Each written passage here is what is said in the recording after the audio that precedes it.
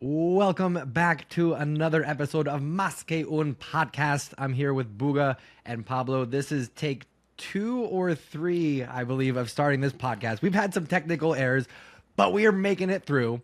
So we're here, we're live. We are going to be discussing Barcelona's embarrassing loss against Girona here. Opportunity missed. And I know I said this already, but I'm going to say it again. I'm skipping past Buga because I think he's going to talk a little bit about Girona-Leicester comparisons, and I don't want to hear any of that fanboy out here right now. The outtake, I literally didn't talk about it. I just still mentioning it. I think we're going to get to it anyway. You wait. He says he's not, but it's going to slip out. By the end of this podcast, he's going to try to hold back his love of Girona, but you'll see by the end of this podcast, he's going to let it out. He's going to let it slip. I'm going to Pablo first. Pablo, one more time. What do you think about this match? Yeah, no, so disappointed. I think especially because it felt like maybe for the first time this season we could be building something substantial. We knew Real Madrid dropped points on Saturday against Betis. We knew we could beat Girona, who of course are now top of the table. Off the back of the game against Atleti, it just felt like a massive one, to be honest with you.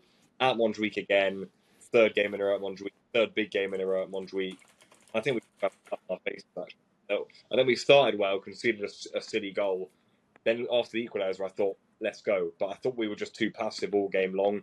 Credit to Girona. I thought they were really, really good in possession. Made it so difficult for us to win the ball back. A bit like Real Sociedad did a few weeks ago. It was that sort of game I thought we were just like out of possession, so poor and really struggled. I'm so disappointed with the way we've sort of, for me, just fallen flat on our faces in that game. I really feel that. I don't think it was nowhere near good enough. Some of the decisions from Xavi I thought were poor. I think we've got some big issues in the team overall. Like, for example, certainly finishing wise, but I think I look at the midfield. Gavi's injury is a big miss, but like we're missing some profiles in there, like some ball winners. I think out of possession we look so weak right now against some of these teams who are good at keeping it. So there's so many in the defence who on paper are meant to be so good. I thought we were wide open today, really passive, didn't play with any aggression like we did against Atleti. For me, it's such a disappointing loss, and in the complexion of our season, it's a huge defeat too. So really, really bad night for Barcelona, all things around.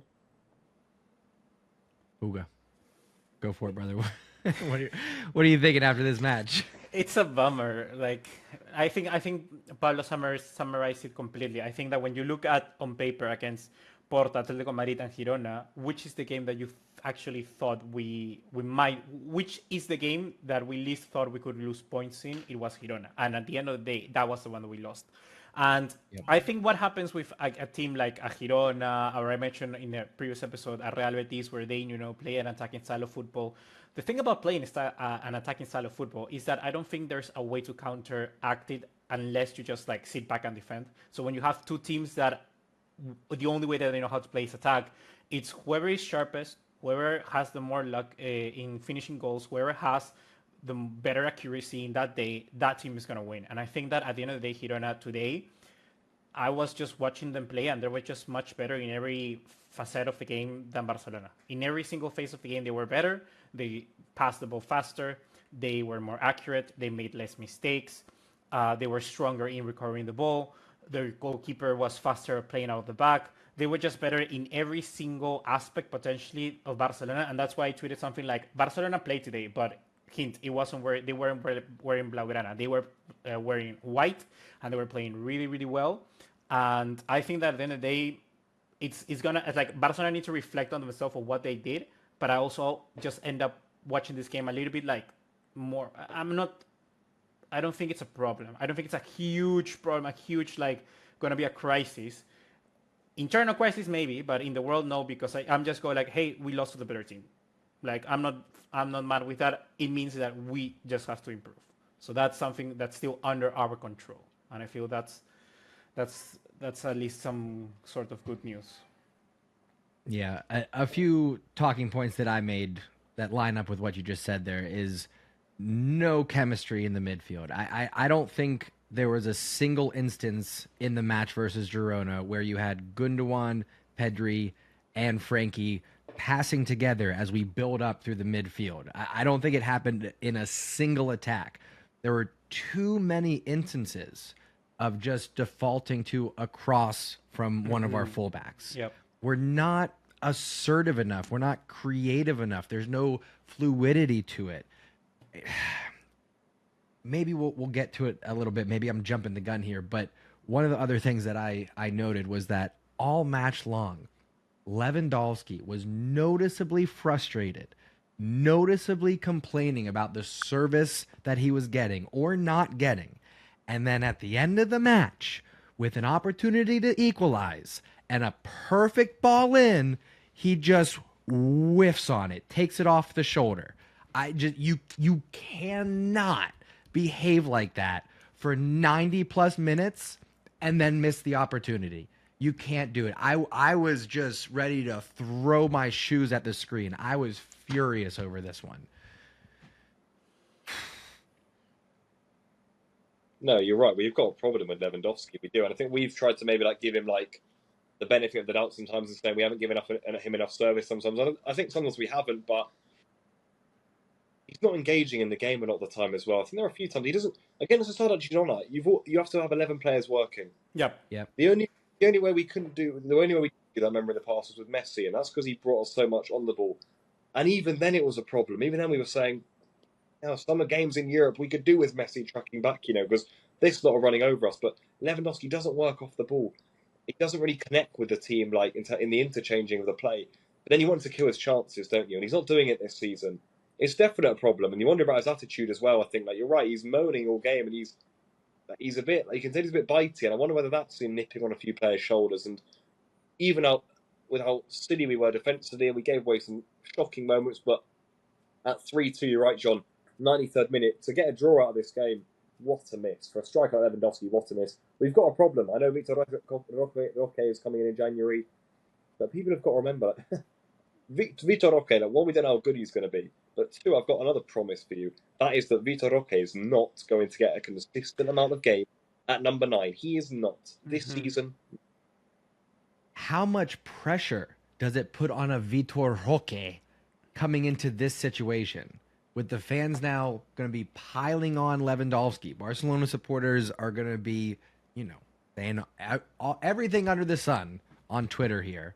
A lot of it's going to be aimed at Lewandowski. Vitor Roque coming in. A lot of people are going to be seeing him as a savior. I don't think it. I'm thinking he's going to be playing underneath Lewandowski, or behind Lewandowski, I should say. How much does this change perspective? How much pressure does it put on Vitor coming in if this situation doesn't change? To begin with, I don't feel, once again, like you were saying, Vitor Roque is going to change much everything. But also, I agree that for me, Lewandowski is not the problem. But I think also Lewandowski is not making himself. He's not helping himself by the way he's acting, if you know what I mean. I think he's making himself look the enemy, but I also do not think that's a problem. I think entirely our team, the best way I can describe it, is way too emotional. I think it's way too emotional. We don't know how to play with a cold mind, with a cold head. Yeah. When I look at Cancelo and the chance he had to pass to Lewandowski, he should see Lewandowski in that opportunity. He was completely free 100%. To just pass the ball to Lewandowski, and Lewandowski 100%. Tapping, bang, goal. Because that's the sort of goals, Lewandowski scored golazos in Bayern Munich, but at least 23 goals of the ones he scored was simple tap-ins, because he was literally just in the right place, in the right position. You just need to pass the ball to him and he's going to finish it, because that's what he does. So the fact that in a situation like this, we don't have the cold head to just see the opportunity and be like, okay, let's pass it to Lewandowski in that instance, I think our team is just way too emotional. And when you were saying the same with Gundogan and Pedri and De Jong, I think out of Pedri and Gundogan, they were too emotional. I think Frankie was the only one with a how you say, we are cold head, cold mind? What's the word? Yeah, with a cold-headed, remaining cold-headed. I don't know. You know what I mean? Remaining you would say a calm mind. You would say level-headed. Level-headed, okay, calm mind. Cold-blooded is also a term for just being very cool and collected. So I think Frankie was the only one with a calm mind. And then you have Pedri. I looked at Pedri, and he was very emotional today. He wanted to get the ball. He wanted to make things happen. The same with Gundogan. Gundogan just played the ball so many times. And there was one moment where he didn't pass the ball correctly, to nobody. There were how many times did our team pass the ball to another player? And there was literally no player making that run. Because they were all thinking selfishly about, okay, this is what we should do. This is what I think we should do. And not, this is what I think Barcelona or the tactics should do. And I think that's a problem, because Xavi's not instilling I don't know. I feel Xavi needs to go ahead. Okay, guys, this is what we need to do, and that's it. Because, like, for instance, the game against Porto when we won, that literally was João Cancelo saying, "Okay, let's do this," and it worked. But it was not a game plan. It was not a game plan. It was just João Cancelo literally, "Okay, I'm gonna win the game," and he won the game. You know, but that's not gonna save you all the day. Like Messi can, because it saves you like every single game, week in, week out, but not a fullback. But by the way, should we speak about the midfield? Because for me, we've got such a big problem in midfield. I know we've said it all season long, but the profiles, we haven't replaced Busquets at all. Yeah. I can't ask the club. We've got no money. We can get the Zubimendi one, would have made it a lot better. We tried with Romeo, and for the first 4 weeks or so, maybe it felt like it was working, but it's not.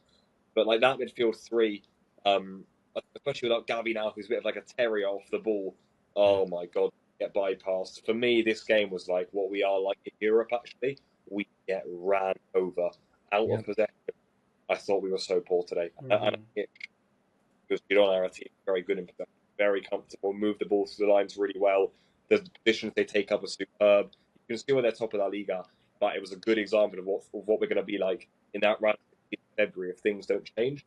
Like Gundogan, De Jong, and Pedri are a wonderful midfield three if you've got the ball all the time that you don't in football. We had no one to break up possession.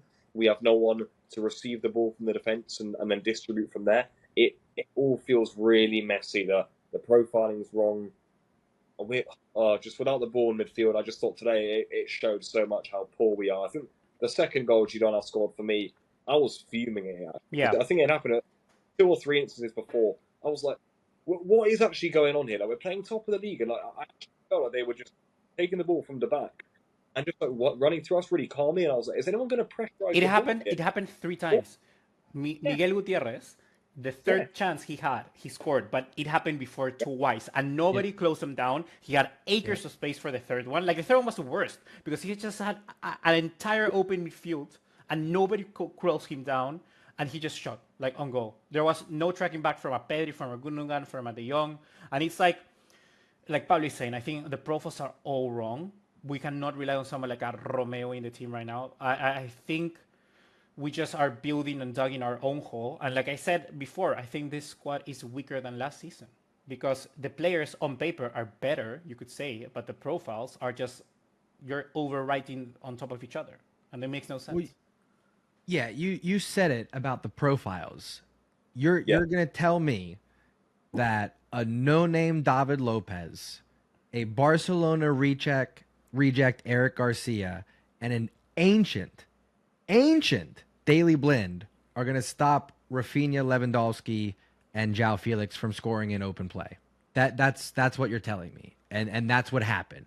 Get out of here. That should not be reality. That happened, bro.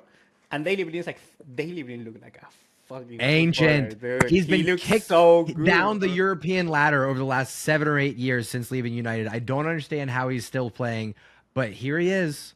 Shutting down Rafinha.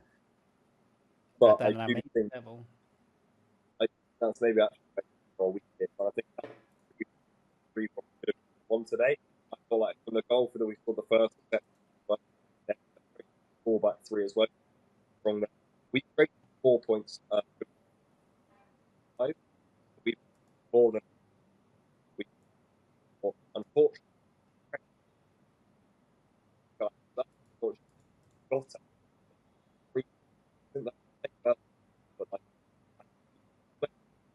for me, a week before the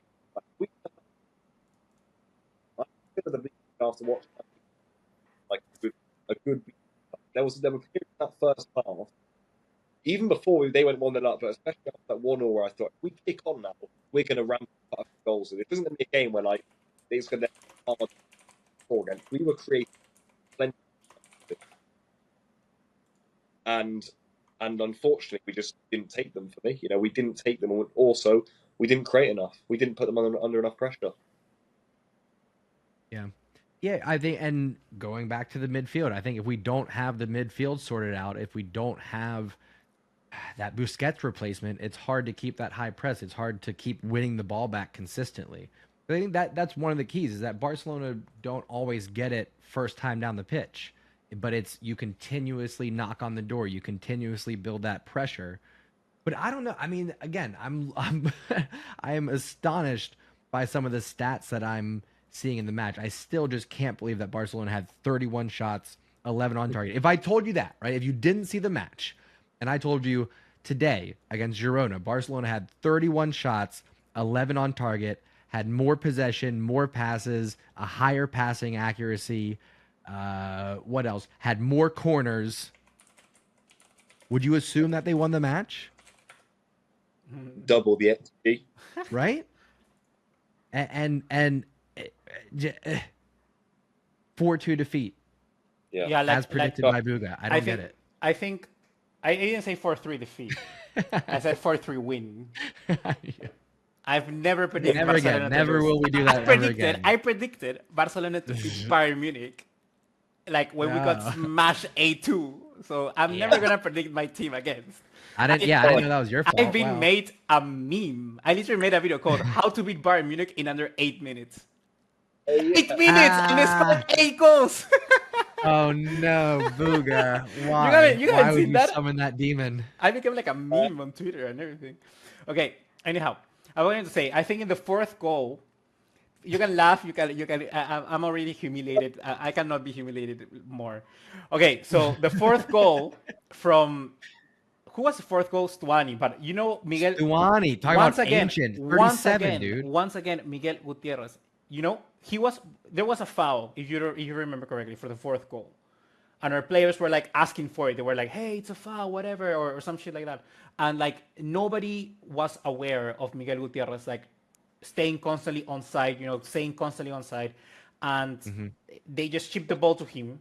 He passed it on to Suani, and it was a goal. So I think that summarized perfectly. I think that is the sort of Barcelona that I see. Like Pablo was saying, in Europe, when you're like almost like dying out, you don't know what to do, your head is gone, you just want to score a goal, there's no calm mind, nobody's collected. Everybody's just doing whatever they think is best for the team, and I think that there's no synergy at all, and I think that results in this. And I think today, and it pains me to say, but and I know there's a certain player who has been getting some transfer news. But for me, the worst player on the field was probably that player, I think by a landslide. You know what I'm talking about? Yeah. Yeah. Well, dude, he's got a broken face right now. Can we give him? I know, little dude. bit. I know, dude. But I'm just saying. I love Araujo. Like, dude, he's my guy. Like after the Shark, Araujo comes next. And I think all three of our center backs were trash. Yeah. I think Koundé, Araujo, and Christensen were all like, hey, you guys want to just play like dog shit and let Girona be top of the table instead of Real Madrid? Okay, fist bump, cool. I think like that's the only logical explanation for the three of them all having the worst match of their Barcelona careers, maybe collectively. It was trash. It was absolute Swiss cheese defense, as they say. Yeah. That's interesting you pulled that out, Bulgar, because I was sort of thinking a similar sort of thing at the time, because you never really see it with that Araujo, but it's interesting you put it up. But yeah, we were such a mess defensively. But guys, how about this, by the way? How about the defensive sub that Xavi made? Because I'd actually love an explanation to what we saw out here, by the way. I would genuinely love it if any of you can offer it to me. Okay, so we've got the back four that we have on, yeah? Christensen comes off for Balde. Surely every single Barcelona fan is thinking, Cancelo right back, Balde left back, Yep. Koundé left back. Yep. Then you've got Balde pushing on. I thought that was the whole point of bringing Balde on, right? Was to wreak havoc down the left. You've got Lamine and Ferran coming in, Cancelo and Balde going out. How on earth have we ended up with Balde back, Koundé right back, Cancelo left back? Like that, for me, there is genuinely no explanation for it. Yeah, I don't know. At that point, I started searching for it. I don't know if you guys are going to get this reference. Are you guys old enough to have seen the Adam Sandler movie, The Water Boy? No. Sack of potatoes. Okay, for any of our maybe elder listeners out there, okay, there's a scene, right, when Adam Sandler first joins the team, before he comes in and saves the team. The coach there is a brilliant playmaker, right? he scripts up these amazing plays, all the X's and O's. It's genius stuff. But Adam Sandler comes in on the coach having lost his mind, and he cannot come up with plays anymore. He starts saying, "Okay, we're gonna fake left, and then we're gonna fake right. No. We're gonna think about faking right. No. We're gonna pretend to think about faking right, and then we're gonna go left. But really, he didn't have the ball. He never had the ball. The center had the ball the whole time, and now, okay, I don't know where I am. I was searching for that meme because that's Xavi right now. Xavi is overthinking football to the point where it does not make sense anymore. You've double crossed and triple crossed and quadruple. Just let the boys play, Xavi. I am backing out of in Xavi we trust right now. Xavi needs to trust these players. These players are way more talented than what we're seeing, and I think we're seeing football overcooked. I like it. It's like let them cook, not let Xavi cook. Yeah, bro. No, I get you. I feel it's very frustrating because when you look at this group of players, you just see the talent in every single one of them, and you say, okay, they can do way better than what they're doing right now.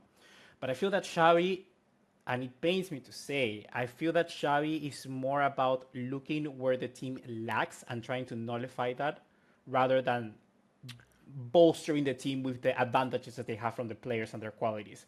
And that's Say the more, difference. Say more, yes. And that's the difference that I see between Xavi now than Xavi before, when he just got the job. He didn't have any pressure. Every fan was backing him. Or managers like Guardiola or like other type of managers, successful managers, let's say. I feel that he's way more pragmatic that he actually looks.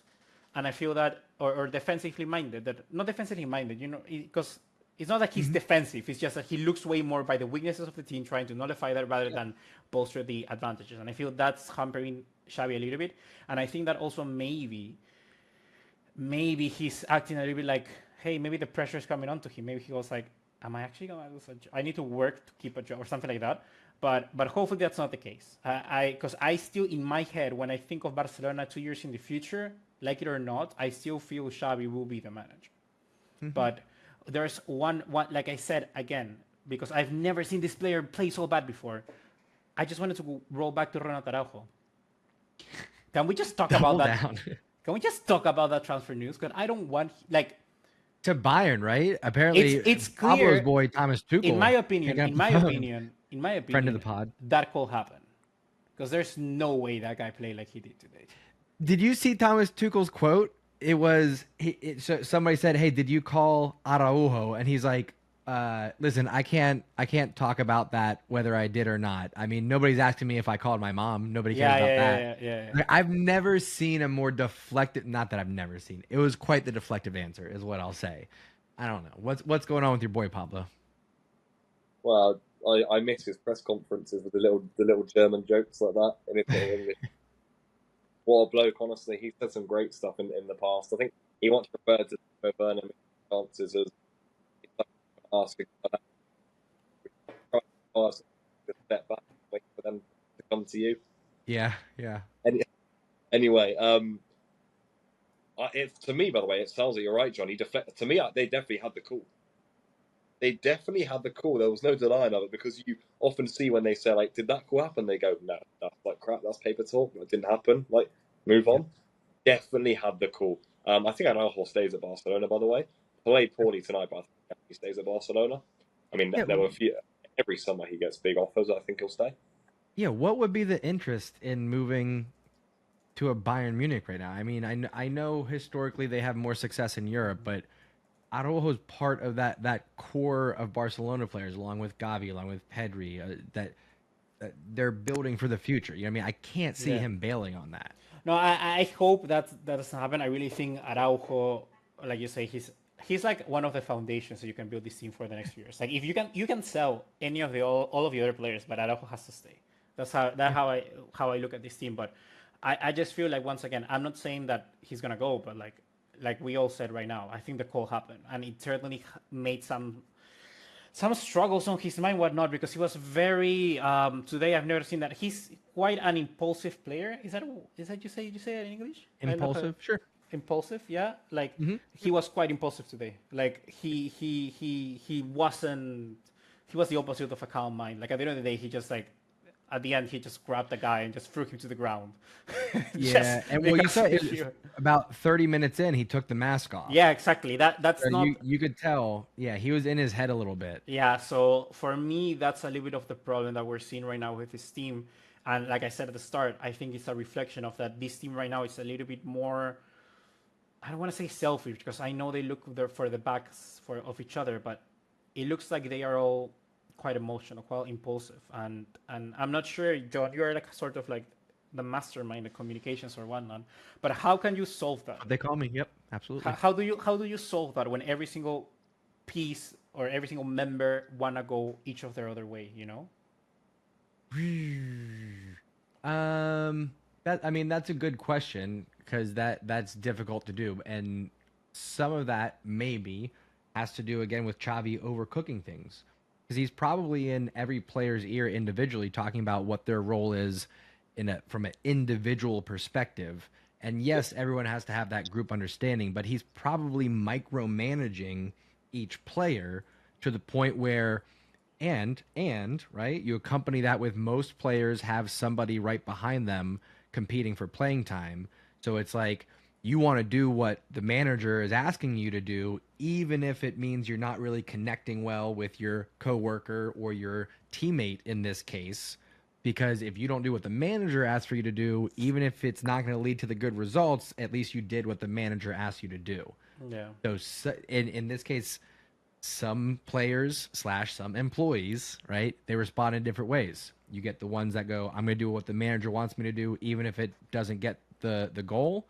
Others will say, you know what, this ain't working. I know the manager told me to do this, but I'm going to do what I need to do, and then I'm going to get the goal, and I'll explain myself afterwards. Yeah. The more I look at this team, Gavi's miss is humongous.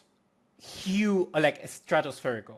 I don't talk about it. So we talked about it, remember, before we were saying, oh, who's Barcelona's face right now? When you think of Barcelona and who's the face of this Gavi. team, Yeah. I actually do think it's Gavi. Like I do think it's Gavi. And it's like, fuck. He's just not here anymore. And like Pablo said before, like he's the only guy who the profile, I don't know how to describe Gavi. I really do not know how to describe Gavi because he does everything. And it's like he's the only guy who makes up for that lack of, balls presence in the midfield and ball recovery, because he's just so intense. He just wants to win the ball back as much to help the team, and we don't have that right now in the side. Like it's the miss is huge. He's the beating heart of Barcelona, and in this game, we just got devoured by a better team. I think Girona once again. Oh, here he goes. Here's me throwing flowers to Girona. I told you it was going to come out. I told you. He can't hold it back. He loves Girona. They're insane, dude. They played a really good game. Like, they didn't even have the first team. Like, we were missing Raul Martinez. They were missing Jangel Herrera. And they still play superb. Alex Garcia, the commentary didn't stop saying this. The first Girona player ever to go to the Spanish national team and being called up while playing for Girona. Girona, the first time that they ever beat Barcelona in top flight in Barcelona. The second team from Catalonia to beat Barcelona in Barcelona stadium away from home. So he's about to take his shirt off and it's a Girona jersey underneath. I can feel it. So yeah, Girona, GG, good game, well played. I agree that I think Xavi will stay and should stay, but I think we've got a question. I think substitutions-wise as well, I think they're predictable and dull. Like when João Felix and Rafinha came off for Ferran and Lamine won, I think we created absolutely nothing until the 91st minute when Gundogan scored his goal after those two came on. And two, they're predictable subs. But I mean, I think more in general, the play, maybe you were saying there, John, about micromanaging. I think maybe people criticise Pep does that a bit, maybe, and then the play becomes a bit robotic. I don't really think he does, but I get the point they're getting at. If you like sort of have a system that's like, right, you pass the ball there, then you pass it there, then we pass it there and we score. Like, that, for me, we're not good enough, and it's clear we'll get run over in Europe. We got run over today. We get run over by good teams. Real Sociedad, Girona, and we'll do it in Europe. Like even Porto away from home, it sort of happened. That means we're not set up right tactically. And even some other games at home. Remember, was it Samuel who had about 4 great chances in front of goal? Yep. Wow. Yeah. That should have been, that should have that should have been 3-0. So we're really poor at the moment for me. There's nothing there. There isn't something I see. At least last season, I felt that we had sort of like either really messy, but all over the pitch. Not really sure like what our form of attack is. It feels to me or wide across, and that's not really what Barcelona is about. But if you watch like, the way I'm thinking as a fan when I want to score is like I'm get it to Rafinha in the box. Because I know we're not really going to score another way. That's the way I sort of watch games. Is like, right, let's get it wide now, and come on, lads. So I'm waiting for it because I just wanted to. I don't really know where we are tactically right now. After 2 years in a job now, Xavi's. That for me is a bit worrying. Yeah, and the way I'm seeing it, it should be get it to João Felix or Rafinha, either one. They should have an outside overlap from the fullback. They should be dribbling inside, looking for a pass to Lewandowski with his back to goal.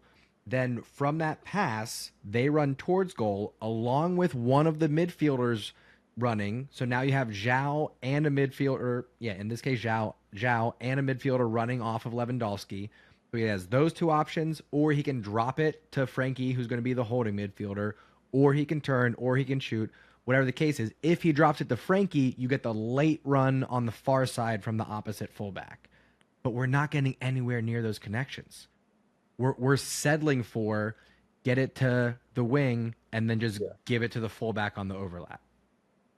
Yeah.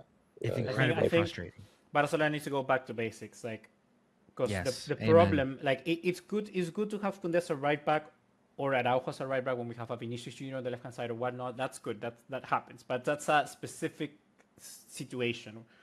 In this game, for instance, against Girona, where we know we're going to be attacking, by putting Koundé there, you're making the team just way like asymmetrical. Sorry, you're making them asymmetrical, and like literally, you're only going to attack through the left more because João Cancelo is going to bomb forward, and then your whole team has to shift to the left. I think that's like you were saying, way too overcomplicated. I think we need to go back to like Balde left, João Cancelo on the right, and have wingers like proper wingers. I want to see. The problem is that we don't have any proper wingers. I think that's a very big miss. Like I think that Xavi, when Xavi came into the team, the main thing that he really wanted was those wingers. He was talking about Dembele all the time, like, oh, he's the winger that I need because he can stretch the game. He's gonna be amazing. He's one of the best wingers. Blah blah blah blah blah. And now we don't have a single player that touches the byline. Not a single player touches the sideline. Not a single player. Yeah. And I think that's a humongous problem.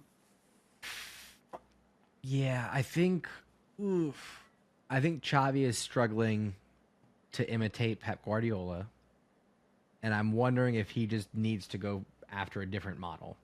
You know what I mean? Like, I would love to see him do something closer to what we see at a Liverpool, for example, something like that. Like, we don't have, to Buga's point, we don't have the traditional Barcelona team. We don't have a Man City, and we don't have an Arsenal like what Mikel Arteta has built in the reflection of Pep Guardiola. So I think he's got to find a different model. But again, historically, El Presidente, the big guy, El Jefe, doesn't like when the manager goes against the Barcelona style of play. So again, I'm going to circle back to the earlier point. When an employee does what the manager wants him to do, even if he knows it's the wrong thing, because it's what the manager wants him to do, that might be Xavi right now. Laporta might be going, hey, Xavi, keep going with this. This is Barcelona football. This is the future. We're going to build these young kids. You're the next Pep Guardiola. The results will come. Just keep doing it this way.